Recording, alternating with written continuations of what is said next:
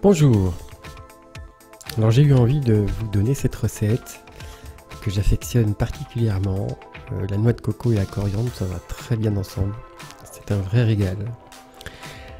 Alors, commencez par mettre les deux sucres, le sucre glace et le sucre en poudre. Puis le morceau de beurre, passer un petit peu au micro-ondes, quelques secondes à puissance maxi. Et ensuite de travailler donc ces éléments jusqu'à ce que ce soit intimement bien mélangé. Voilà, donc le beurre doit rester à l'état de crème, c'est-à-dire que si vous allez un petit peu trop loin dans le four à micro-ondes, eh bien ça devient liquide et on n'obtient pas du tout le même résultat. Donc si vous voulez éviter quelques ennuis, alors à ce moment-là, sortez-le la veille, de façon à ce qu'il soit à température ambiante. Sinon, vous surveillez. Ou alors, au lieu de mettre la puissance maxi, vous mettez un petit peu moins fort pour mieux contrôler sa fonte. Donc une consistance crème, c'est ce qu'il nous faut dans tout ce qui est cake.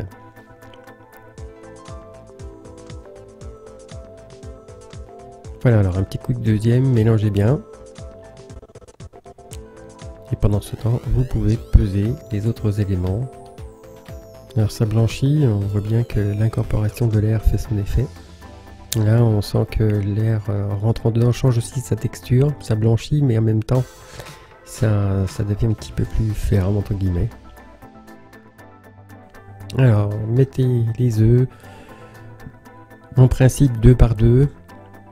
Donc ça se mélange mieux. Cela dit, ça n'a pas une grande importance puisque en mettant la farine par la suite, tout est intimement mélangé. Il n'y aura pas de souci. Alors évidemment, en mettant du liquide dans un corps gras, eh bien,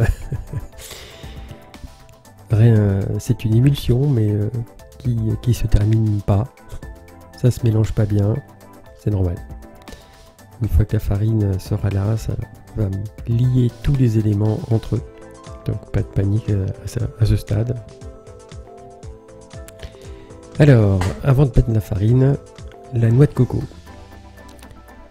On va pas dire qu'il n'y a pas de noix de coco, il y en a une bonne quantité. C'est ce qui fait évidemment son goût, un goût exceptionnel. Voilà, mélangez bien. De temps en temps, raclez un petit peu les bords. Alors évidemment, vous n'êtes pas concerné si vous faites à la main.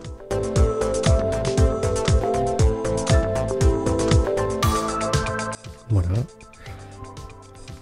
On retravaille un petit peu le tout. Alors la farine, une fois que vous l'aurez pesée, n'oubliez pas de mettre la levure chimique dedans. La levure chimique se mélangeant toujours dans la farine. Ensuite, donc graissez un moule à cake avec un beurre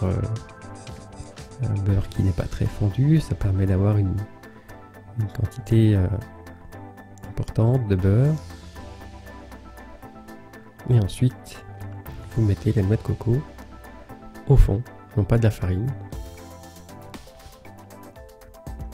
de façon à avoir un fini intéressant.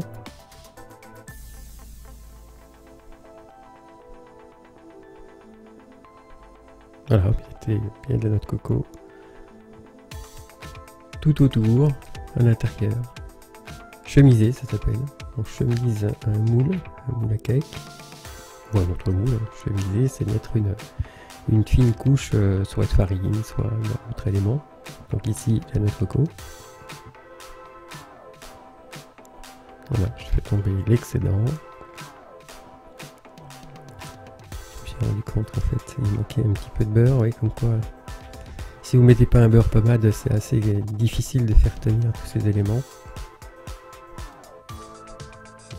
Donc là aussi, un petit coup de micro-ondes, pas longtemps, juste le temps de faire fondre très très légèrement, de mélanger un petit peu, de façon à ce que ça redevienne une crème. Voilà, pendant ce temps, donc ça tourne. Là, j'ai mis la moitié de la farine. Alors la moitié, c'est souhaitable, vous pouvez tout mettre, mais je vous le conseille pas parce que ça devient un petit peu trop épais, et puis quand vous allez mettre le lait par la suite, eh bien vous risquez d'avoir des projections. Donc pour éviter ça, j'ai mis seulement la moitié. Voilà, ensuite l'autre moitié, un petit peu de lait. Et je donne des petits à-coups pour éviter éventuellement des projections de liquide ou de farine. Non, c'est pas les deux. Voilà, et ensuite petit à petit je vais rajouter le lait pour détendre cet appareil. Alors on dit appareil hein, pour le mélange de divers produits. C'est un terme technique souvent utilisé en pâtisserie. Voilà, une fois que tout est bien mélangé, j'ajoute le lait petit à petit. Voilà, de par la masse, ça vient chercher en fait le dépôt qui avait tendance à se faire sur les côtés. En mettant le liquide, ça détend un petit peu tout, la quantité va venir chercher sur les côtés, donc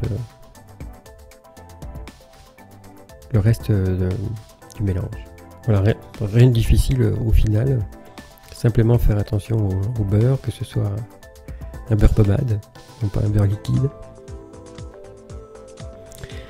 Et ensuite, il suffit donc de mélanger les éléments les uns derrière les autres, par la farine qui se fait en 2 fois. Côté cuisson, donc on cuit 1 heure à 180 degrés sur un four électrique. Si vous avez un four à gaz, alors à ce moment-là, un thermostat de 5 en moyenne, hein, parce que bon, d'un four à un autre, c'est assez, c'est différent en fait, c'est assez compliqué. Donc plus vous connaissez votre four, mieux c'est. Donc une chaleur douce en fait, c'est ça que ça veut dire. Et alors si vous cuisez dans un moule à cake, comme c'est le cas ici, il faudra 1 heure. Si vous cuisez sur des moules plus fins, il faudra moins de temps. Ça change les conditions du problème suivant comment vous cuisez. Voilà, donc ensuite vous remplissez aux 2/3 votre moule, 2/3, 3/4 à peu près. Et ensuite, donc au four, et 1 heure plus tard, tout est prêt. Attention pour le démouler, ce sont des gâteaux fragiles, ils peuvent casser.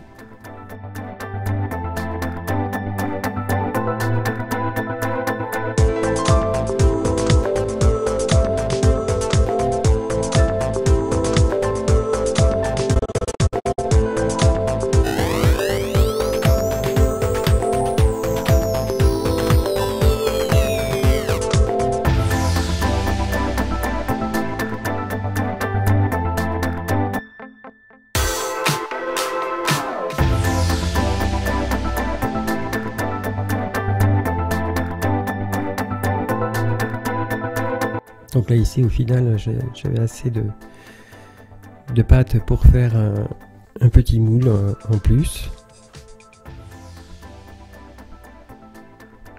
Alors évidemment la quantité est relative à ce que vous avez. Vous pouvez faire des petits cakes aussi si vous avez des petits moules comme ceci, thermo formés, du silicone, enfin il y a plusieurs possibilités. On peut cuire dans des caissettes à cake aussi, individuelles. Alors là je ne l'ai pas fait, mais on peut mettre un petit peu de noix de coco dessus aussi. On peut les napper. Il y a plusieurs façons possibles. Là c'est la plus simple.